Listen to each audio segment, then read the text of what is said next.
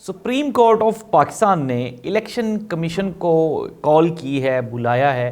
क्या होने जा रहा है? क्या इलेक्शन में कोई नई जान, कोई नई रूह फूकी जा रही है? इलेक्शन 8 फरवरी को होंगे या नहीं होंगे?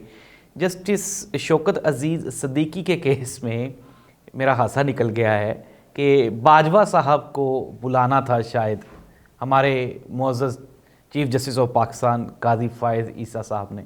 काजी फ़ाइज़ ईसा साहब ने कहा कि कमर जावेद बाजवा साहब तो इस केस के साथ अटैच ही नहीं होते, वो तो उनका तो पॉसिबल ही नहीं है, उनकी तो कड़ी मिलती ही नहीं है। आजकल के दौर में कोई भी कभी भी किसी का भी नाम ले देता है।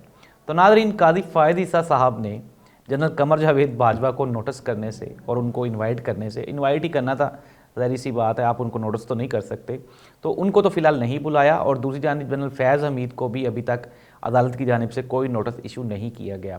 अच्छा नाज़रीन, हो क्या रहा है? हो कुछ यूँ रहा है कि कोई गुज़श्ता कुछ लोग ये बात कर रहे हैं, कई हल्का अहबाब में ये ज़िक्र खैर हो रहा है कि अब ज़ाहिर सी बात है, जो इस्टेब्लिशमेंट है हमारी, ये इस्टेब्लिशमेंट ने भी तो कहीं ना कहीं किसी न किसी के कंधे पे रख के तो बंदूक चलानी है।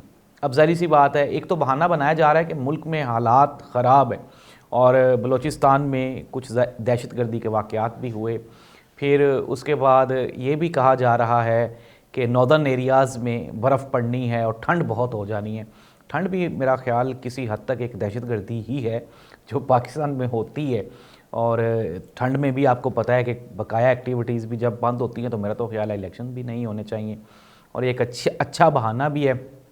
तो कुछ चीज़ें कुछ समझ नहीं लग रही हो क्या रहा है, और डर या खौफ किस बात का है या इंतज़ार किस बात का है। दो चीज़ें होती हैं नाज़रीन, डेमोक्रेसी और मार्शल लॉ में एक बारीक सी लाइन होती है। मार्शल लॉ कोई इतनी कोई क़यामत नहीं होती, लेकिन मार्शल लॉ में क्या होता है कि अवाम के हकूक़ वो ख़त्म हो जाते हैं, अवाम से आज़ादी इजहार राय छीन लिया जाता है, अवाम से अवाम की मर्ज़ी और मंशा वो छीन ली जाती है, और अवाम से अवाम का वोट का हक़ छीन लिया जाता है। एक वोट ही तो है जमहूर के पास, जो जमहूरियत में अहमियत का हामिल है।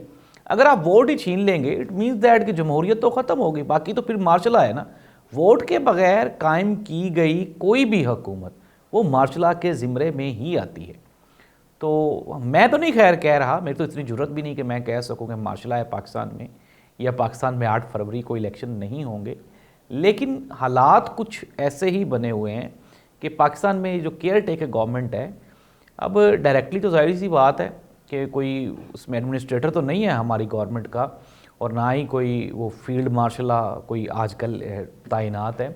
लेकिन हालात कुछ जूं के तूं ही हैं, वैसे ही लगता है कि ना ही तो कोई सियासी एक्टिविटीज़ हैं हम देख रहे हैं। अच्छा, अब हो क्या रहा है कि पाकिस्तान तहरीक इंसाफ की जो पहले एक कैटेगरी थी, पहले उनको ठिकाने लगाया गया है। यानी कि पंजाब की बात कर लें या KPK की बात कर लें, तो मरकज़ की बात कर लें, 200 से ज़ायद उनके MNAs को गिरफ़्तार किया गया। उसमें से कई लोगों से फिर बाद में प्रेस कॉन्फ्रेंसेस भी करवाई गई और फिर उनको पार्टी छोड़ने पे मजबूर भी किया गया। उनमें से कई छोड़ भी गए हैं, कई छोड़ने के बाद अभी तक भी दोबारा कहीं ना कहीं से अटैचमेंट की कोशिश करते हैं। जैसे कि फवाद चौधरी साहब, पहले उन्होंने पार्टी छोड़ दी और पार्टी छोड़ने के बाद इस्तेहकाम पाकिस्तान पार्टी ज्वाइन भी कर ली, लेकिन फिर बाद में पता चला कि वो कहीं ना कहीं PTI के लिए और इमरान खान के लिए कोई एक्टिविटीज़ कर रहे हैं और कुछ इस तरह की कार्रवाइयों में मतलूब पाए गए कि जिससे ये ज़ाहिर होता था कि उनकी अटैचमेंट PTI के साथ अभी तक ख़त्म नहीं हुई, और इसी पादाश में उनको एक मरतबा दोबारा फिर गिरफ़्तार कर लिया गया। तो कई लोग ऐसे भी हैं जो डिटरमेंड हैं और उसके बाद वो खामोश हैं, और उन्होंने जब इमरान खान साहब इक़्तिदार में थे और हुकूमत कर रहे थे तब तो वो लोग इमरान खान के बहुत करीब थे। आजकल इमरान खान साहब ज़रा मुश्किल में हैं और जेल में हैं, तो अब वो उनके करीब दिखाई नहीं देते। कुछ इमरान खान के करीबी साथी ऐसे भी हैं जो कि स्टिल इमरान खान के साथ जेल काट रहे हैं या काट आए हैं, लेकिन वो किसी भी सूरत में इमरान खान को छोड़ने के लिए तैयार नहीं है। PTI के लिए ये एक अच्छा फ़िल्टर है, ये एक अच्छी छाननी लगी है जिसमें से वो लोग निकलेंगे या वो लोग इमरान खान के साथ बच जाएंगे जो मुस्तकबिल में PTI का सरमाया होंगे, असासा होंगे। नाज़रीन, अगर हम बात कर लें कि पाकिस्तान में दो ही पोजीशंस होती हैं सियासतदान के लिए, एक होता है इक़्तिदार और एक होती है अपोजिशन। अगर आप इक़्तिदार में हैं तो जाहिर सी बात है आप हुकूमत का हिस्सा होंगे, आपके पास प्रोटोकॉल होगा, ताकत होगी और सारा कुछ होगा। ऐसी सूरत हाल में तो आप हीरो होंगे, आर्मी भी आपकी मुतहत होगी, अदलिया भी आपकी मुतहत होगी, नैब भी आपका मुतहत होगा, इलेक्शन कमीशन ऑफ पाकिस्तान भी आपका मुतहत होगा। लेकिन अगर आप हुकूमत में नहीं हैं तो फिर आप कहाँ हैं? ज़ाहिर सी बात है, फिर आप अपोजिशन में हैं। और अपोजिशन में रह कर ही सियासतदान का मुस्तकबिल तय होता है कि आया ये आगे चल के सियासत का हिस्सा रहेगा या नहीं रहेगा। अगर हम नवाज शरीफ और इमरान खान का मवाजना करें तो मियाँ मोहम्मद नवाज शरीफ साहब पे जब भी मुश्किल वक्त आता है तो मियाँ साहब पे 2 या 3 मरतबा आया है।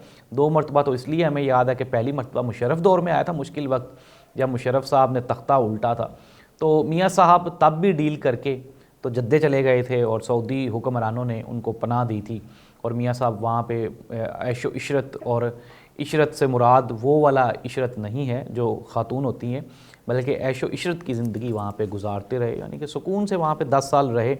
फिर एकदम से वतन की मोहब्बत जागी और फिर मियाँ साहब ने कहा कि पाकिस्तान को मेरी ज़रूरत है, बल्कि अशद ज़रूरत है, तो मियाँ साहब फिर वापस आ गए थे। मोहतरमा बेनज़ीर भुट्टो उससे पहले आ चुकी थी और हालात पाकिस्तान में तब्दील होना शुरू हो गए थे। मियाँ साहब ने भी फ़ायदा उठाया अपॉर्चुनिटी से। अनफॉर्चुनेटली या फॉर्चुनेटली मियाँ साहब को हुकूमत तो ना मिली, लेकिन यह है कि मियाँ साहब की सियासत में वापसी हो गई थी उस दौर में। देन अगर हम बात कर लें अभी ये जो रिसेंटली दौर गुजरा है, इसमें एक मरतबा फिर मियाँ साहब के ऊपर मुश्किल हालात आए और हमने एक मरतबा फिर मियाँ साहब को बिल्कुल डिटरमिन पाया और मियाँ साहब ने आवाम को मियाँ साहब पे जो तवक्कुआत थी उससे 1% भी मायूस नहीं किया और इसी में आफियत जानी कि उन्होंने एक मरतबा फिर दोबारा मामलात तय किए। इस मरतबा वो ये जो ईस्टर्न कंट्रीज़ थे, सऊदी अरब वगैरह, वहाँ तो नहीं गए, इस मरतबा वो लंदन चले गए। और जाहिर सी बात है कि एक तो जवाज़ मियाँ साहब के पास ये भी है कि यार दूसरी मरतबा जब मैंने डील की है तो कम अज़ कम मैं वो जद्दे तो नहीं ना गया, सऊदी अरब तो नहीं ना गया, इस मरतबा तो मैं लंदन गया था, पिछली मरतबा मैं सऊदी अरब गया था। तो मियाँ मोहम्मद नवाज शरीफ साहब की ये रवायत रही है कि जब वो इक़्तिदार में होते हैं तो पूरी फैमिली अल्हम्दुलिल्लाह पाकिस्तान में रहती है, कारोबार करती है, हुकूमत के मज़े लेती है, लेकिन जब वो अपोजिशन में होते हैं तो फिर वो डील को प्रेफर करते हैं और डील लेके वो मुल्क छोड़ के मुल्क से बाहर चले जाते हैं। और अब आते हैं इमरान खान की जानिब। इमरान खान ज़ाहिर सी बात है पहली मरतबा हुकूमत में आया और पहली मरतबा ही अपोजिशन में भी आया। जब हुकूमत ख़त्म होती है तो एक्चुअल अपोजिशन तो तभी होती है ना जब आप उनके साथ टकराएं जो आपको लेकर आए थे। तो जो लेकर आए इमरान खान साहब की भी उनके साथ नहीं बनी और 3.5 साल के बाद इमरान खान साहब के लिए भी वो जो तख्त था वो तख्ता बन गया और इमरान खान साहब अभी जेल में है। लेकिन इमरान खान साहब ने वो जिस तरह वो कहते हैं ना कि सारी आवाम की और सारे लोगों की ख्वाहिशात के बरअक्स परफॉर्म किया और उन्होंने डील नहीं ली, ना ही उनके प्लेटलेट्स कम हुए, ना ही वो बीमारी का कोई बहाना बनाया उन्होंने। अब कोशिश की जा रही है कि किसी न किसी तरीके से इमरान खान साहब को भी मुल्क से बाहर भेज दिया जाए या वो चले जाएं। अब इसी चीज़ को लेकर इमरान खान की जो लंदन वाली फैमिली है, हमारी सियासत में लंदन को बड़ी अहमियत हमेशा हासिल रही है।